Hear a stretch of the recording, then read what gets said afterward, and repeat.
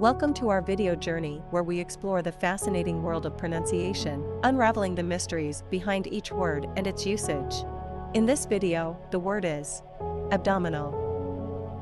Abdominal. Abdominal. Abdominal is an adjective that refers to anything related to the abdomen, which is the part of the body between the chest, thorax, and the pelvis. It can describe features, conditions, or exercises related to this area of the body. Examples: 1. She experienced sharp abdominal pain and went to the emergency room. In this sentence, abdominal is used to describe the type of pain the woman was feeling in her abdomen.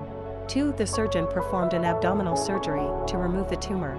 Here, abdominal is used to specify the type of surgery performed on the abdomen.